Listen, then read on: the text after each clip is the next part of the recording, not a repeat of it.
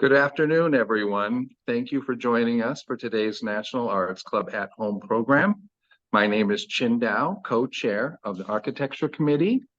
For those of you who are not familiar with the National Arts Club, we are a 501c3 nonprofit with a mission to stimulate, foster, and promote public interest in the arts.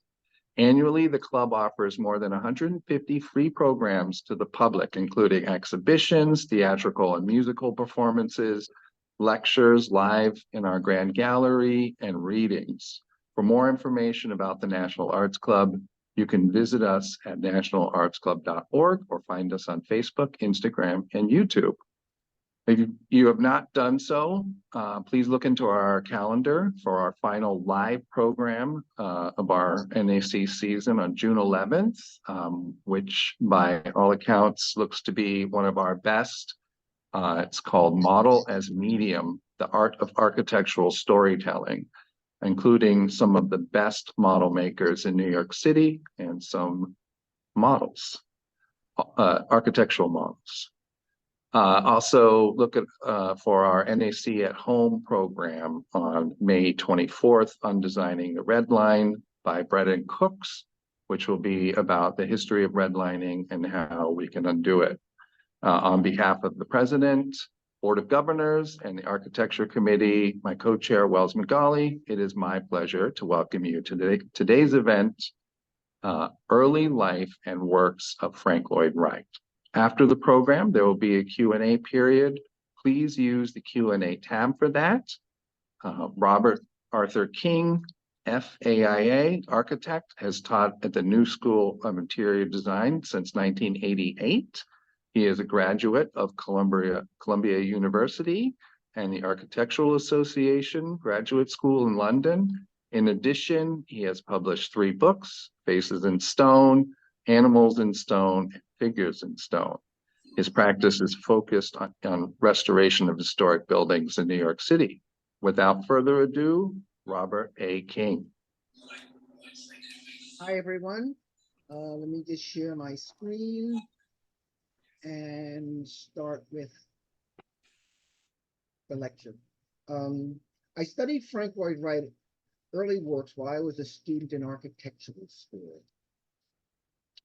Edward Kaufman, who was the son of the Falling Water House owner and my professor, after reading about Frank Lloyd Wright's autobiography, Kaufman decided to become a resident apprentice in architecture at Wright's Taliesin studio in 1933.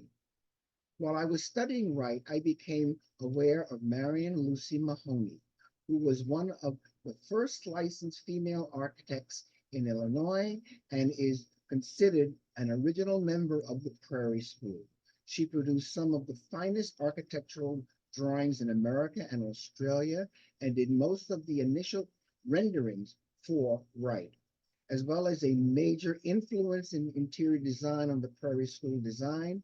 She was Wright's first employee and was with him for 15 years.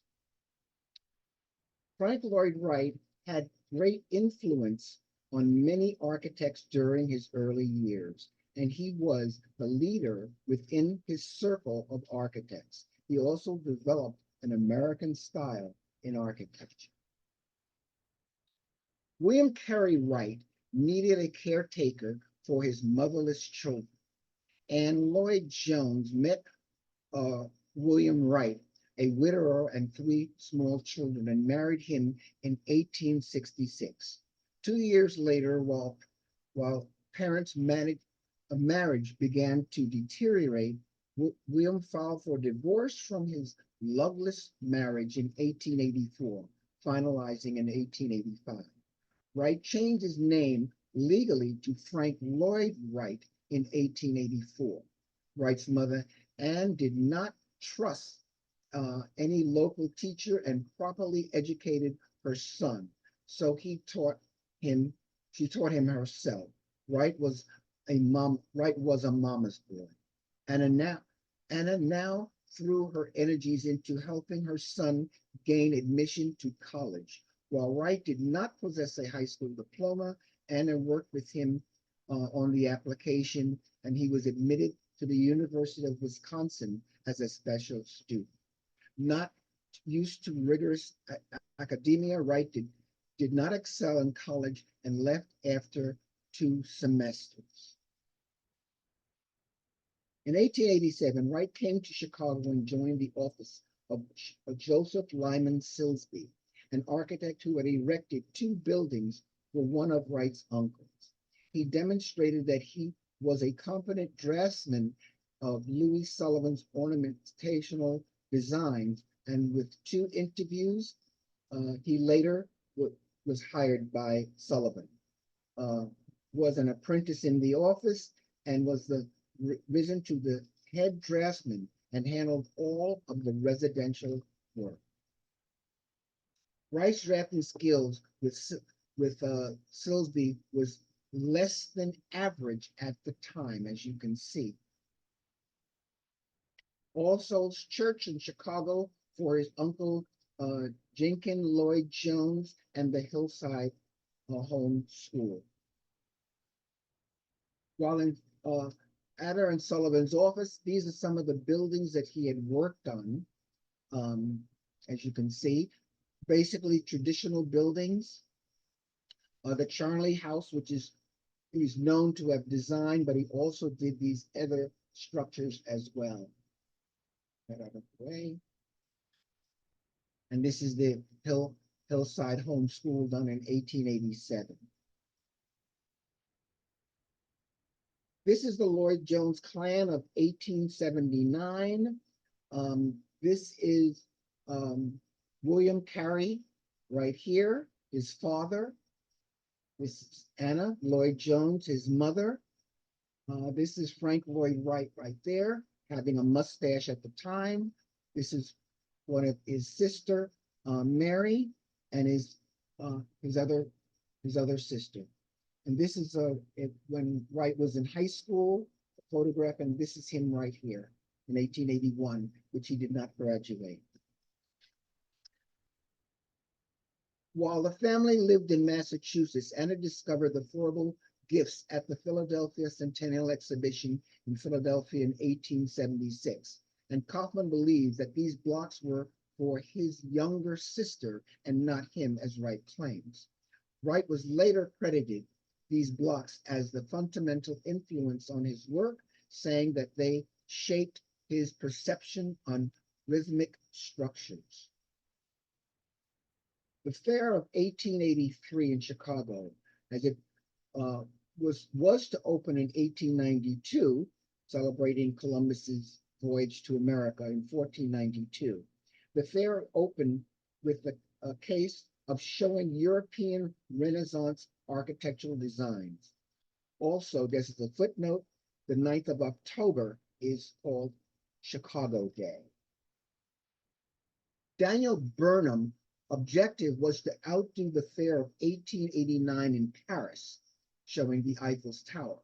Olmsted and Sullivan were unhappy with the idea of privileging the classical European designs over homemade American designs.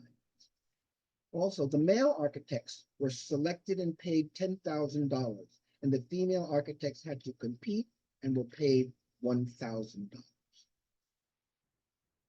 In 1883, the White City Building, Burnham Master Plan, Sullivan stated, the damage wrought by the World's Fair, he wrote, will last for half a century from this date, if not longer. Most of the buildings of the fair were designed in the neoclassical architectural style and cladded with white stucco. These are some of the states that exhibited at the fair at that time, and some of the other villages and states. Some of the foreign exhibitions, and most of them were erected in 1892, a year before the official opening. And these are some of the various villages with refreshments and some ethnic food that was displayed. At the fair, some of the things that were presented at the fair, the electric car, juicy fruit gum, Heinz ketchup, Aunt Jemima's pancakes, the mobile sidewalk or travelator, designed by Joseph Silsby. The Ferris wheel by George Washington Ferris, which had 36 cars and 60 people in each car. The Ferris wheel had proved to be the major attendance draw and helped save the fair from bankruptcy.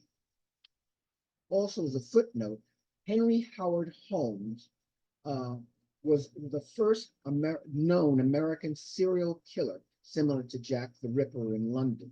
He was noted as killing approximately 200 people, and he was hanged in 1896 in Philadelphia. Sullivan's office layout. As you can see, this is Sullivan's office, this is Wright's office, and a smaller office for Adler. Sullivan became what's called the teacher's pet. Despite Sullivan's loan of $5,000 to an overtime salary, Wright consistently was short in funds. Sullivan knew nothing of the independent work until 1893, when he recognized one of the homes was unmistakably a Frank Lloyd Wright design. After Sullivan discovered the evidence of the outside work, Wright separated from Sullivan's firm and set up his own practice in downtown Chicago. Sullivan fired Wright, but Wright's version of the event was different. Kathleen Lee Tobin was Wright's first wife. They married in June 1st, 1889, much to the protest of his mother. This was a typical style house in Oak Park during that time, and typical, I would assume, in America. Bruce Price did a building in Tuxedo Park, New York, which was published and very popular, which Wright noticed and was the inspiration for his own home in Oak Park. The loan of $5,000 from Sullivan, the agreement was no outside work. And so what Wright did while working with Sullivan, he did several bootleg houses and using his friend's name, Cecil Coleman, who would be befriended at Silsby's office.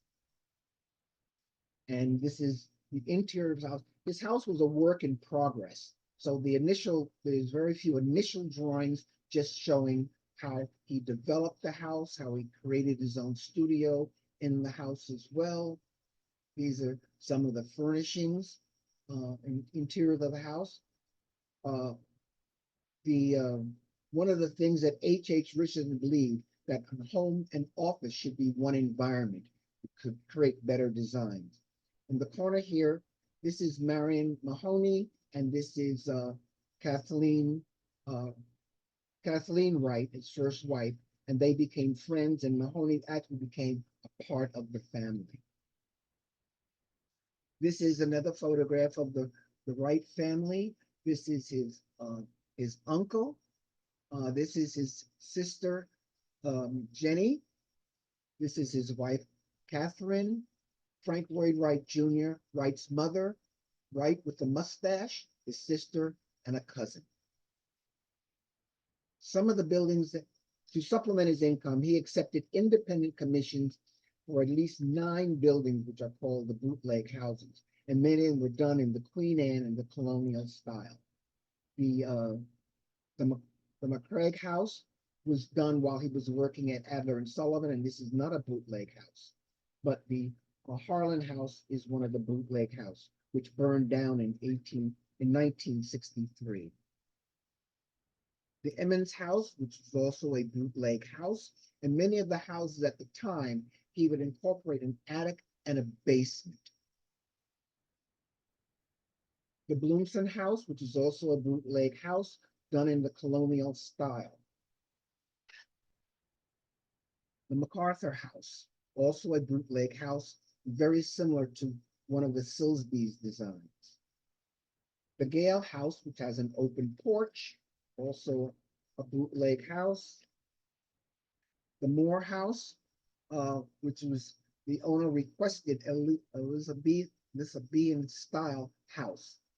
And the Gale house, also a Queen Anne house. He built it in 92. They sold the house in 97. The Bugley House, which is a colonial style house with an eyelash window very similar to H. Richardson's libraries in, in New England. And the Parker House, which was constructed in 92. They sold the house in 95.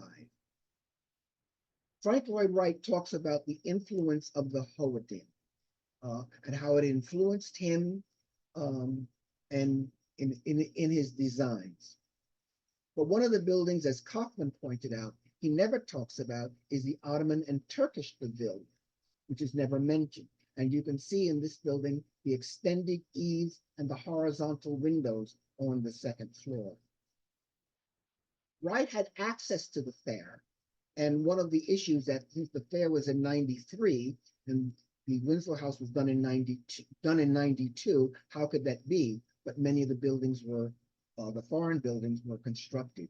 And Wright worked on the entry of the transportation building, which is the only building to get an award from France for its design. Montgomery Schuyler, an influential architectural critic, was much impressed with Frank Lloyd Wright and wrote very positive things about his work at the time and its impact on American architecture. Back to the Winslow House, and as you can see, there's certain similarities with the extended eave and the horizontal windows across the house. And he did this house, and Wright was only 26 years old at the time. And more photographs of the Winslow House, and Winslow lived there until his death in 1930. In 1901, Wright published this drawing and called it a home in a prairie town. And that's how the prairie style got its name. Prior to that, it didn't have a name, just considered modern architecture. And another building that he had displayed in the Ladies' Home Journal magazine in 1901. And many of these drawings were done by Marion Lucy Mahoney. Since Wright did not allow people to put their name on the drawings, right, she would have an open window, and that was her signature on many of Wright's designs. In 1896, Wright moved to the Schiller building to be near and which was completed in Steinway Hall. This was a building where many young architects inspired by the arts and crafts movement and the philosophies of Louis Sullivan formed, which became known as the Prairie School. These are some of the architects who worked with Wright in there. Let me go back up.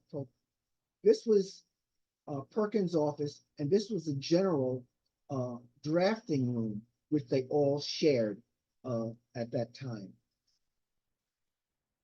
Some of the other buildings, which are not particularly in the prairie style, are displayed here in the Mantota Municipal Boathouse, which is kind of was destroyed by fire in 1926.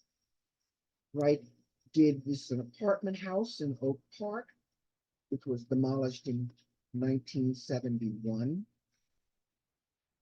The golf club building he did, also in Chicago. He had an office in the Rookery from 97 to 99, and he redesigned the lobby there. And then the Francis Apartments in 1895, having a similar arch to Sullivan's Stock Exchange building.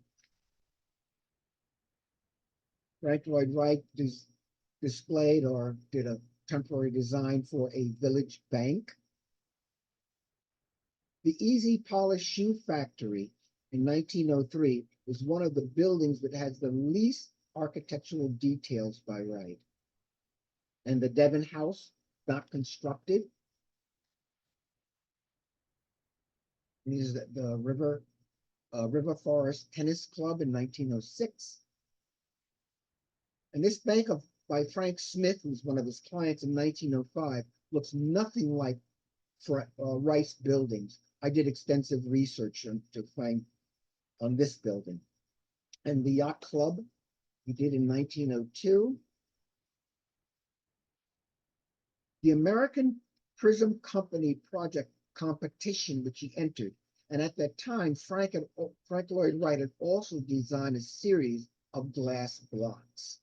And the Lincoln Center, done in 1903, that was designed with Dwight H. Perkins.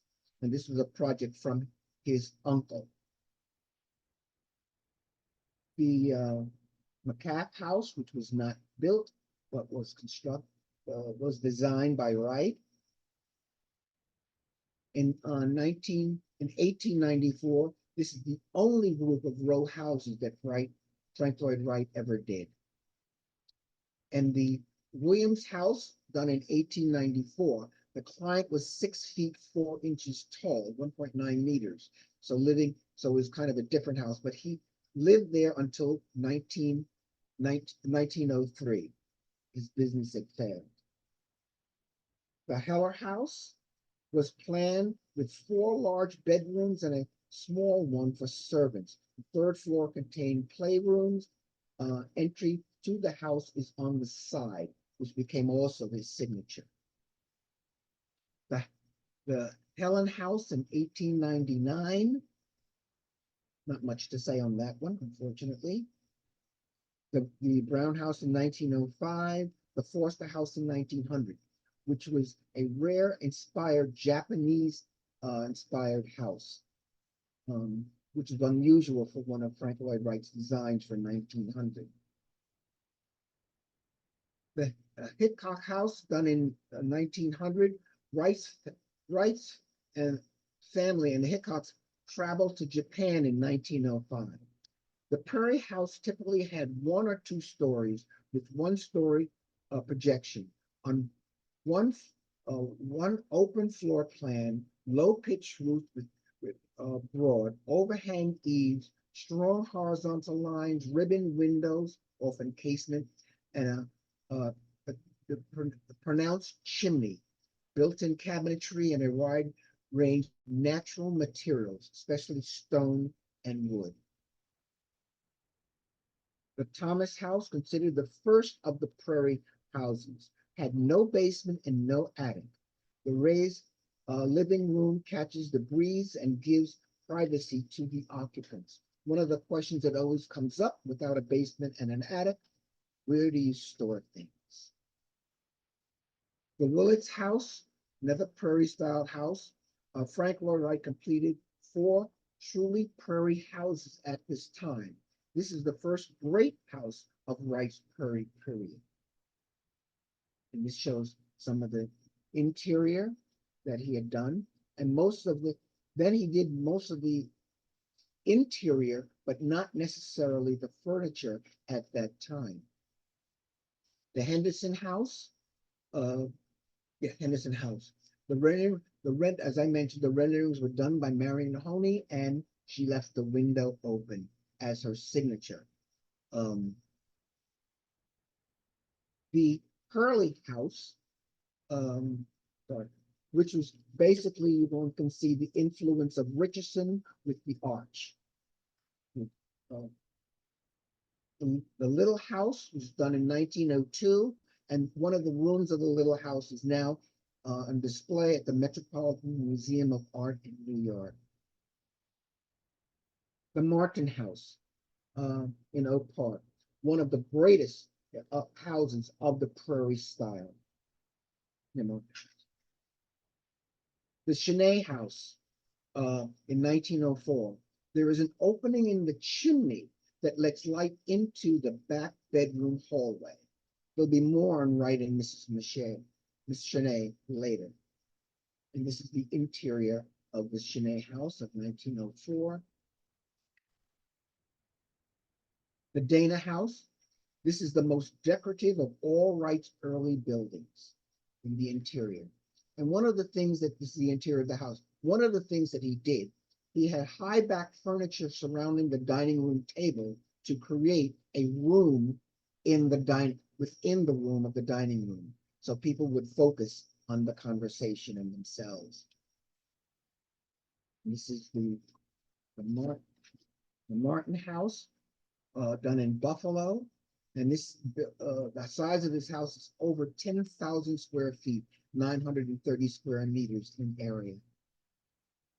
An interior of the Martin house where he did many of the furniture, and I think, I'm not sure when he did. The Heath House, a Prairie style house, often with a combination of elements of the two-story, the lack of a basement, lack of a cellar. The interior of the Heath House in Buffalo. The Millard House of 1906. The Tom Key House, one of the few houses that has entry in the front. But again, you have the extended eave, the ribbon of windows, very similar to the Ottoman Pavilion. The Coonley House, which has 3 wings, living room, bedroom, and servant wing. And the Coonleys only lived there for 8 years. And one of the things that he did, this is when he became very popular using the a planting urn. And this is, he did the complete interior, and this is obviously one of Wright's rugs. Also, Wright designed a dress for Mrs. Cooney to wear while she entertained. The Roberts house, when she had worked for Wright, has a full set of furniture in the house. And this is an interior of the house there, many of, again, natural materials. The Roby House, which is now part of Chicago University. Roby was built in 1908, but Roby only lived there for 2 years because his business had failed. An interior, and as one can see now, the chairs that were designed, the backs are much taller, creating an environment around the dining room. And more interiors of the Roby House. The Gale House in Oak Park. This is one of the smallest of the Oak Park buildings that he did. Marion Mahoney would leave a window open while she worked with Wright, but after that, she could put her initials on the drawings after Wright's office ended. Her influence was such that many of the other architects were designing in the Marion Mahoney style, showing a plan, elevation, sometimes perspective of the building, but her style was original. These are some more of her drawings when she married Walter Burley Griffin. And again, she could put her initials on the drawing, and the window no longer had to be open. The Larkin Building, which is one of Wright's first major commissions, which is actually a red brick building. It was demolished in 1950 to create a parking lot. No comment. This is the interior, which he did a lot of work on the interior, having natural light for the occupants, the desk, the renderings, also the 3-legged chair. One of the things my wife and I noticed, all the women have the very same hairstyle. And he'd also designed the cutlery for the building. Unity Temple. And Unitarians do not adapt to conventional Christian symbols. The high walls were built for the sound, to keep out the sounds from the street. And the interior, the entrance to the church is through here, and you could see where you sat, which is kind of awkward if you come late. But most of the seats are within 45 feet of the pulpit, of the pew, sorry. Other architects were also designing in the Prairie style. Even the architects who were not Prairie architects, because it was unique. And these are some of them. And this is one that Marion Mahoney did after leaving Wright's office. See, and these are all mostly considered Prairie architects, but his influence was tremendous on the design of the different houses around in Oak Park and other parts of the country. Even Sullivan, who didn't do many works, and after Adler had left him, in 1907, he was also with the extended eave and designing in the prairie style.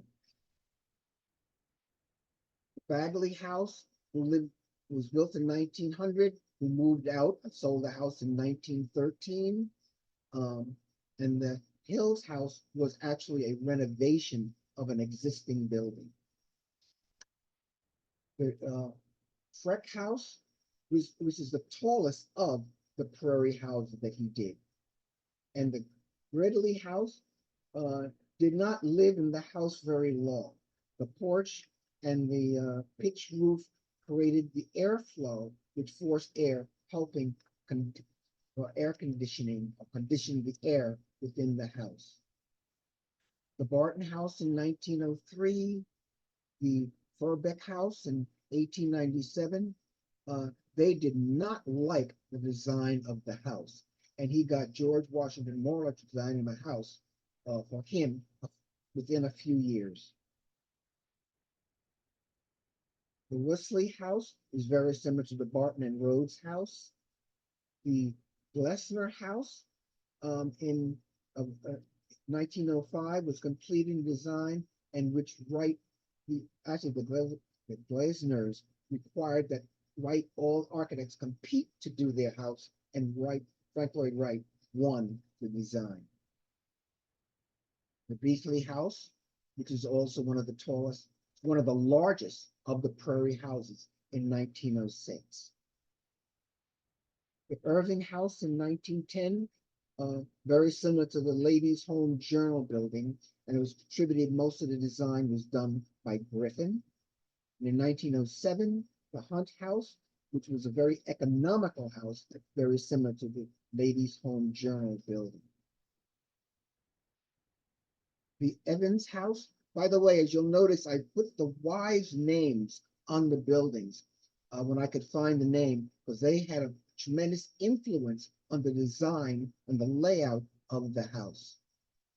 Wright also in this house designed the furnishings and the space in the first floor.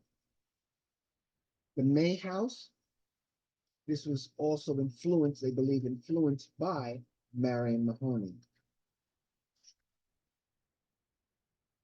The Ingalls House, they required 3 windows in every room to catch the breezes for ventilation and natural light. And the Stewart House, this was Wright's first house in California.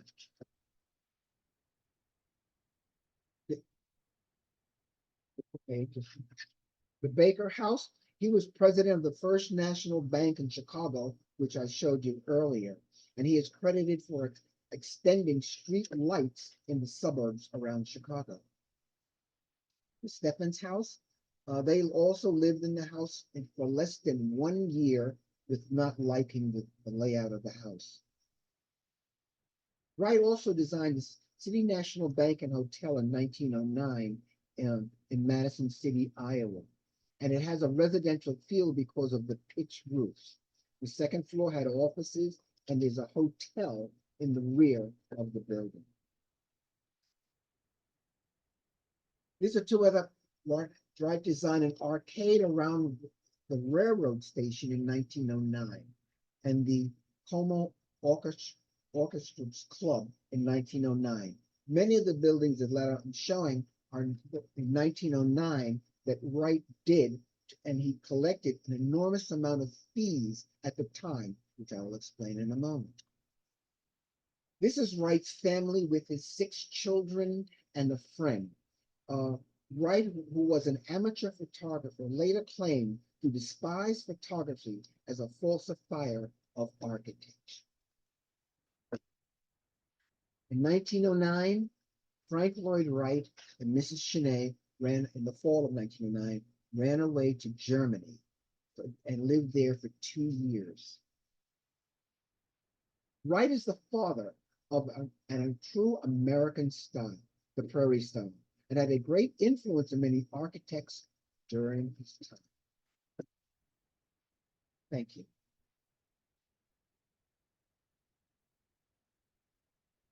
I'm actually finished.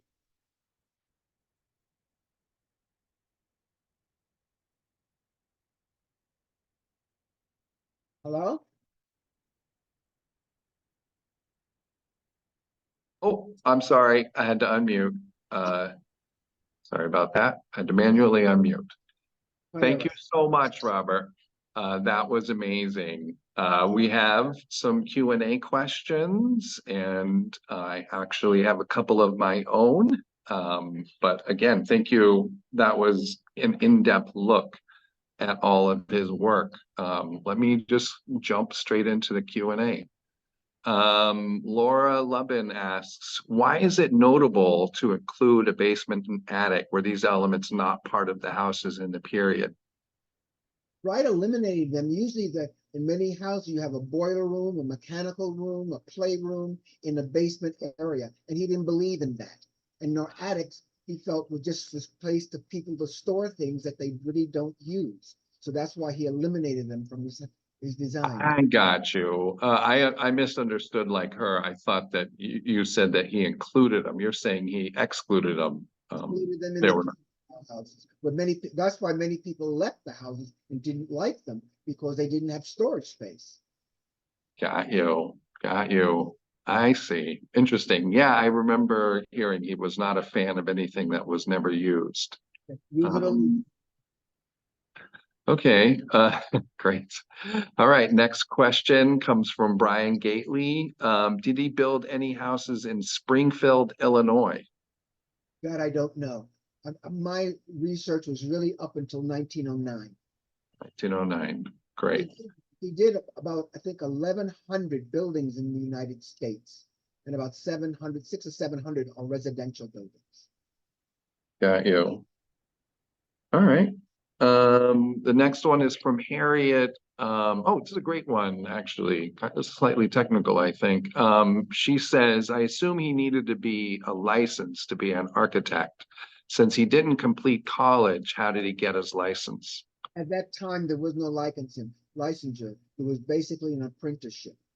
So one did not have to have there was only a few schools, MIT, a few, Columbia, that were done in the 1860s through. So there were very few schools, so people didn't have the so-called education. So it was based on an apprenticeship that one got licensed, registered. Got it.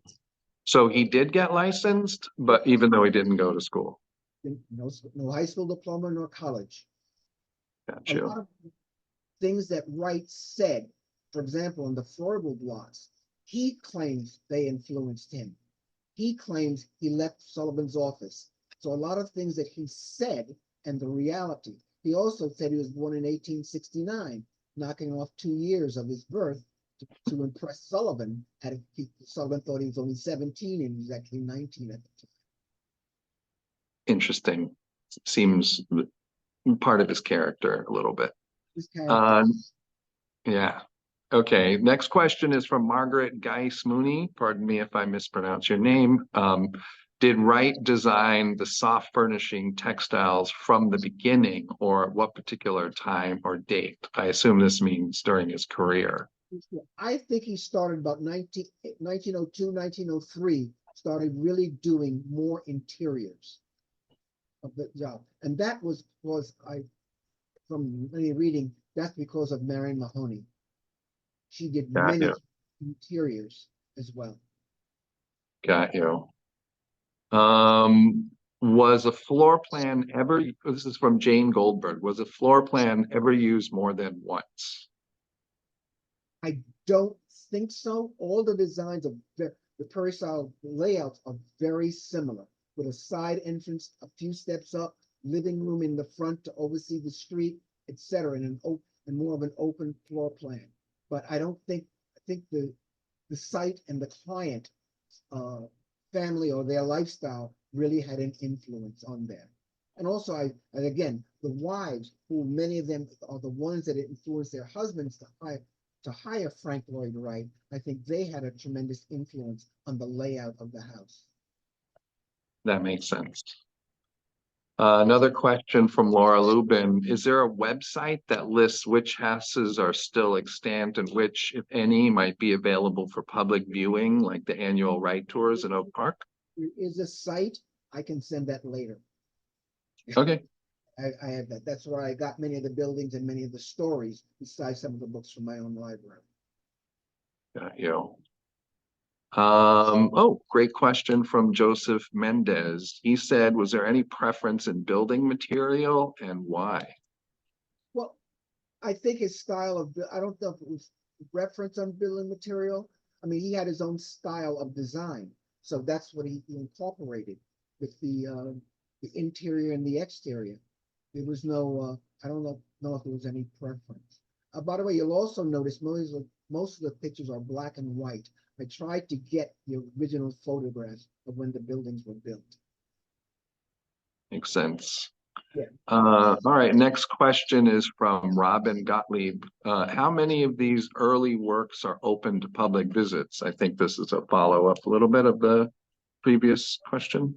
Inside Unity Temple, I don't think, and I think the Roby House, which is part of Chicago University, most of them are private. Still private. In the top, yes. Makes sense. Oh, good question from Linda Esser. Will there be a follow-up lecture on Wright's later work? I'll be working on that after you and I will talk. This took me a couple of months to do, but I don't mind doing it up until Falling Water, from 1909 to Falling Water. Which is an interesting period for him also. Looking forward to it. Okay. How many of these, oh, good question. Susan Resnick's asked, how many of these houses are still standing? Most of them are still standing that I showed. Most of them are. That's Great. why I tried to indicate which ones were demolished or had fire or whatever. Got you. Judy Davidson asks, I heard there were problems with the construction of some of the houses, leaking roofs, etc. Do you have any comment on this?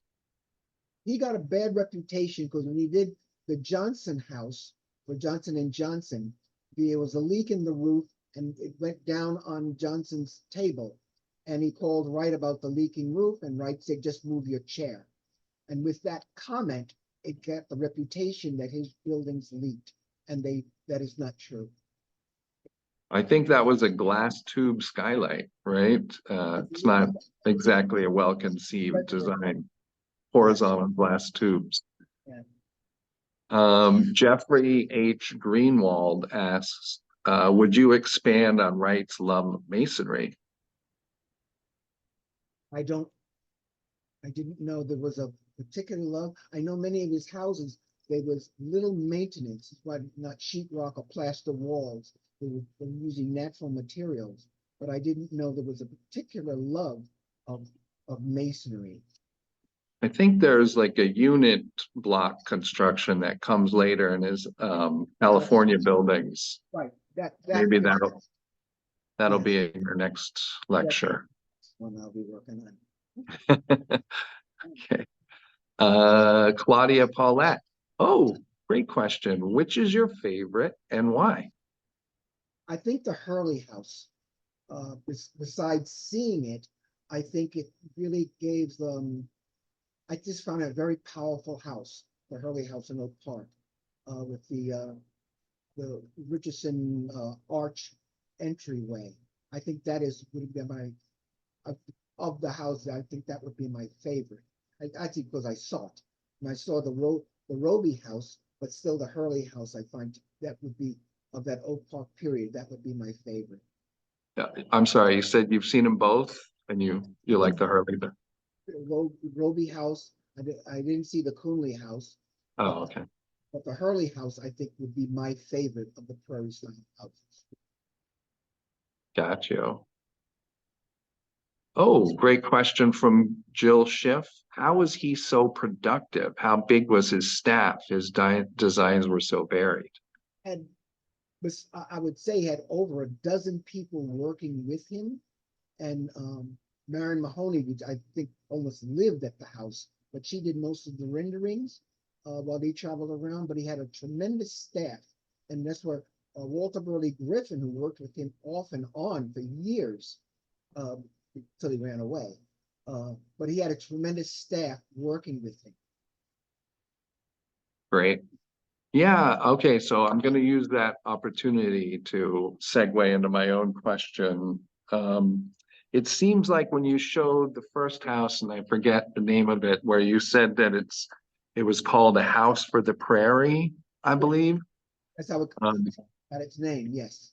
yeah, and that was that a, it seems like that was a sort of visible change in his style and presentation that was sort of, to me, better than all the previous works. Do you know what precipitated this big change of style and presentation? Looking for work. Hmm. He was So, published in his home journal, A House in the Prairie, trying to get business. He was a really good marketer. He marketed things also for himself to get more work. So that's why those weren't houses to be built. Those are just speculations for people to see his work and what he does and to hire him. great. Oh, great question from Kim McLaren. What work was he most proud of? That's a tough one. I would assume the Coonley house, because it was he did, beside the basic house in 1909, he did three other works on the house and also designing a dress for Mrs. Coonley to wear she detained. So I would think that would be his proudest house of the prairie style during that period. Makes sense. Adrian, or sorry, Arlene Schultz asked, did Marion Mahoney design her own buildings when she worked with Wright, or were they drawn according to Wright's specifications? She did a church on her own. Um, and she did another residential building on her own.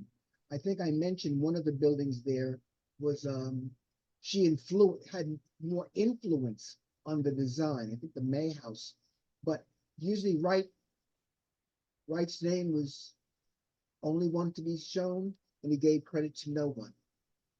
But I'm curious, and you may not know this, I think she may also be asking, did she sort of design it, um, you know, or did he? Like I the projects that are shown. I think she did most of the interior works and had a tremendous influence. She had been with him for 15 years. That was his first employee that he had hired. There was some comment in hiring a woman, but Mahoney was tremendously good renderer and a good designer. It's only recently, I think, since about 1975 and 1980, that she's gotten recognition for what she's done. And there's been several books on her.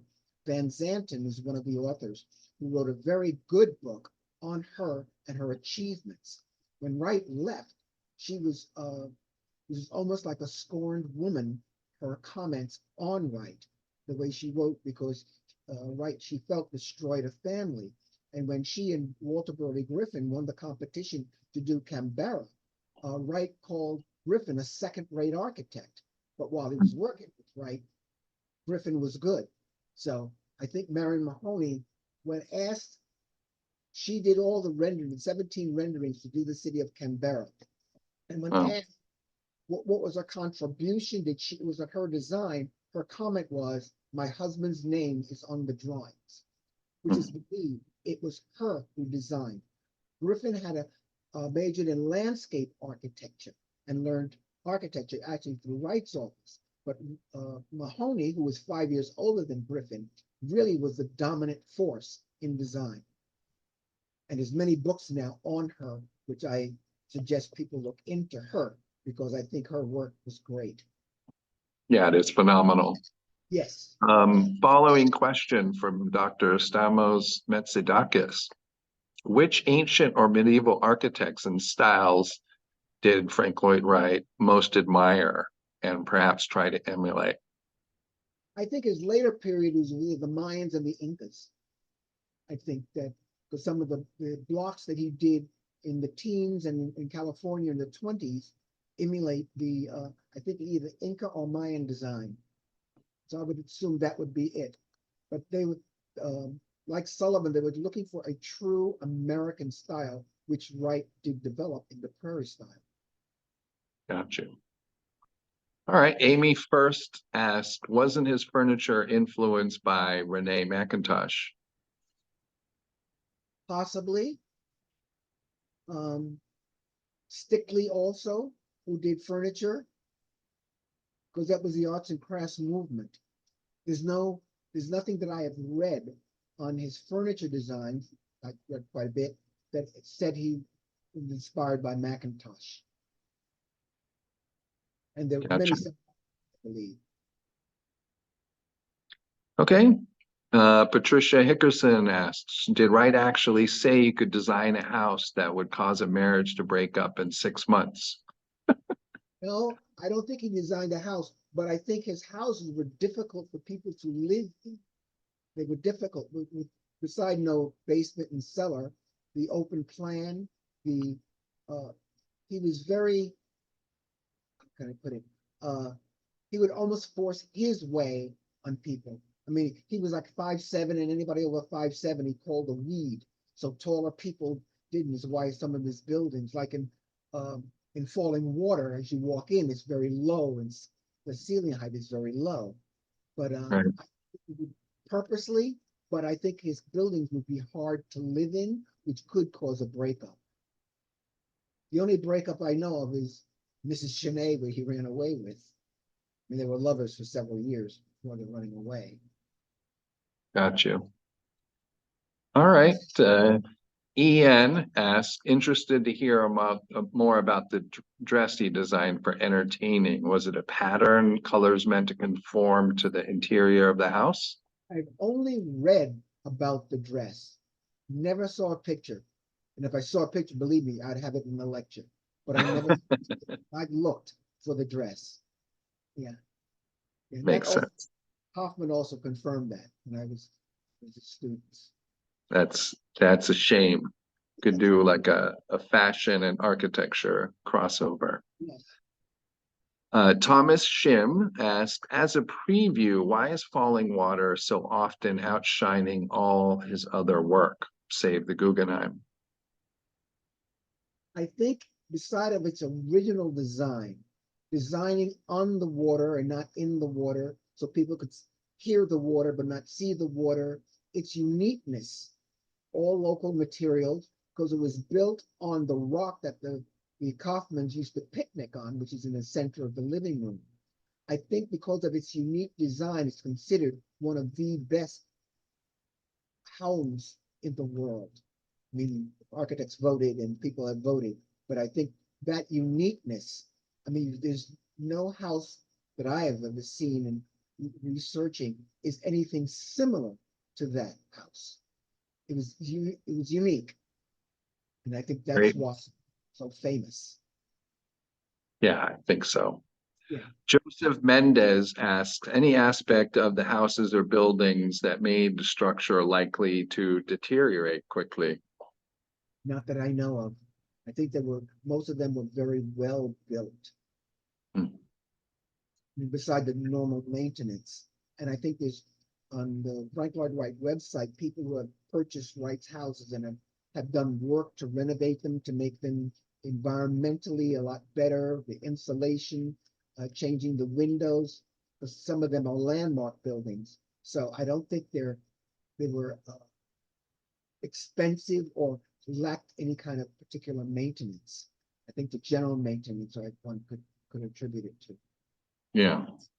Well, I think the extended eaves would contribute to their long lastingness, but they may be overextended structurally as a cantilever somewhat. So it may end up like sagging a bit. I know that Falling Water, they had to do the cantilever there structurally because. The reinforcement bars were not set properly. Oh, interesting. That's why it sagged years. Yeah. So a construction failure. Construction failure. And one of the issues that so I read that the engineer wanted it in one position and Wright wanted it another, and they listened to Wright, which was a mistake. Got you. Interesting. But then again, don't forget, Wright did the Imperial Hotel, which was the only building standing in Tokyo of the earthquake of 1923. So I mean, he designed what he called design with nature. He had the building on sand to float, so it wouldn't break up. Is why it was the main building in Tokyo. Amazing. Yes. Yeah, all right. We still have 5 minutes left. I'll try to get through the rest of the questions. Thank you again, everyone, for participating and all your excellent questions. Patsy Allen asked, even though most of these houses are private and not open to the public, were you, as a researcher, able to tour some of the homes? Only the exterior. Only Okay. I couldn't go into any of the homes that were private. I didn't ask. I didn't want to invade on people's privacy. Right. I guess the obvious follow-up question would be, how much does being a Frank Lloyd Wright house contribute to a home's value that would otherwise be comparable to something else in the neighborhood? Those prairie houses are exceedingly expensive. Most of them are the highest in the area. Yeah. Interesting. To do work, and some of them are declared landmarks, so that makes it even more challenging for one to do work on the, especially on the exterior of the house. But many of the owners who purchased the house, they try to maintain what Wright wanted. Got you.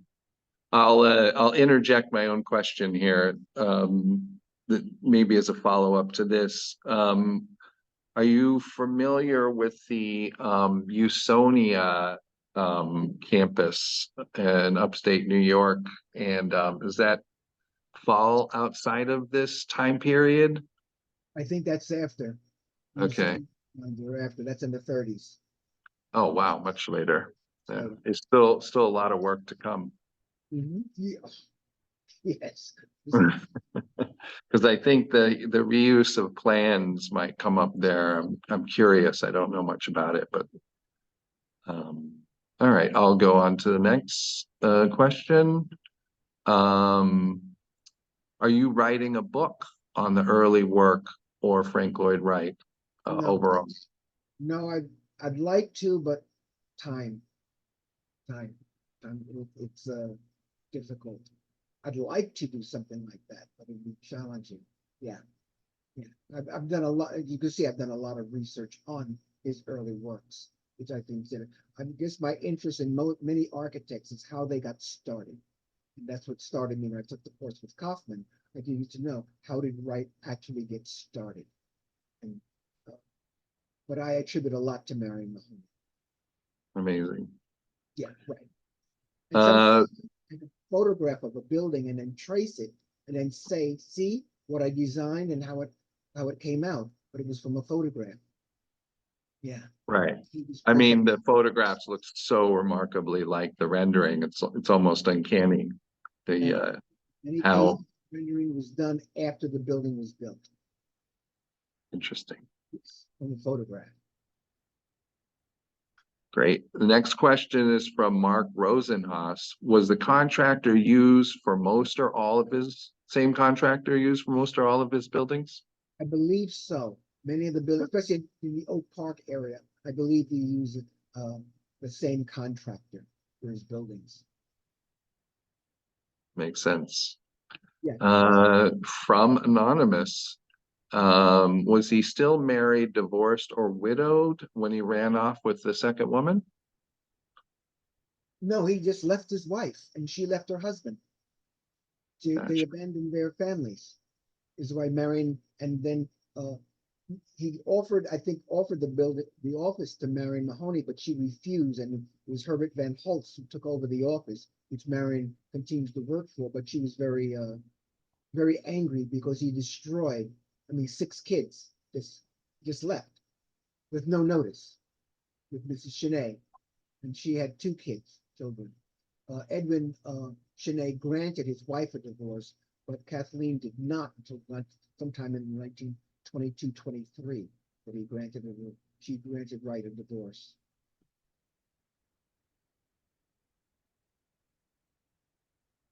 Very good.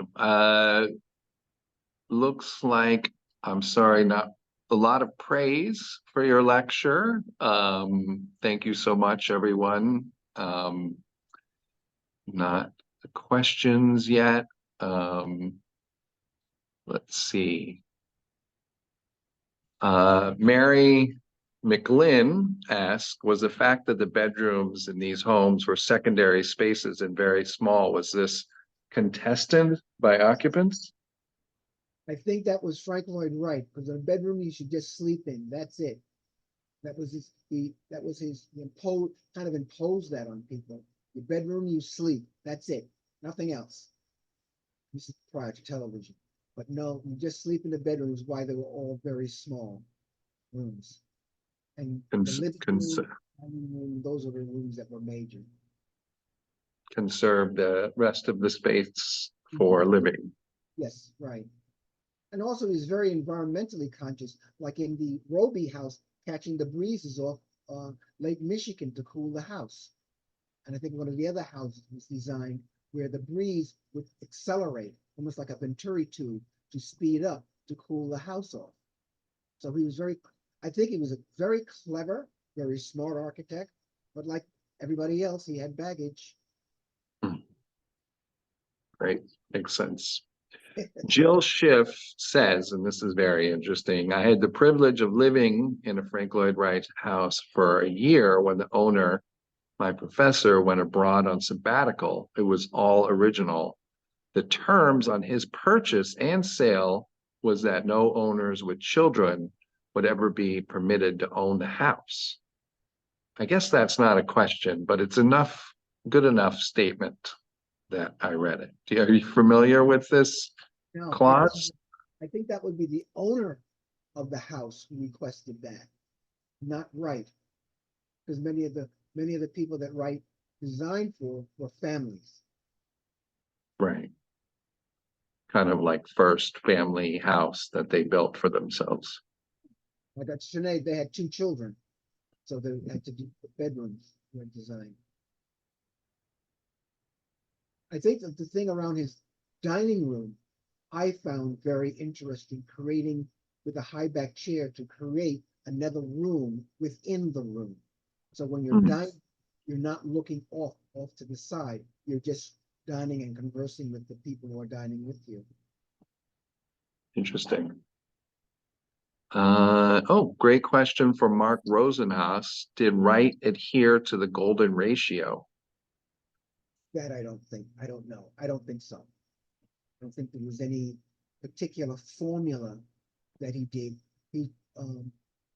I think that term about form follows function, which I think was more of his, led him more than anything else. And the interesting thing about, it's a footnote, I know Sullivan coined the phrase form follows function, but that actually comes from a book by Horatio Greenough, who was a sculptor, called Form and Function, which is a really good book to read. That was written in 1848.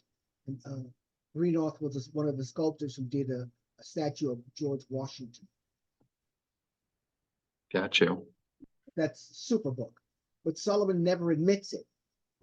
Sullivan, and I believe Sullivan did read the book and coined the phrase, but Sullivan did never admit it. He read the book, and Sullivan read everything. Have the whole thing on Sullivan. Great. All right. Well, I would love to continue answering questions. We had 53 total. I actually don't know how many we got through, but we did a lot. You did a lot, Robert. So I really appreciate it. And thank you all for joining and for sticking around. It was fascinating, and we look forward to your follow-up program. Thanks again, Robert. Okay, thank you very much. Okay. All right. Have a good day, everyone. Enjoy your weekends.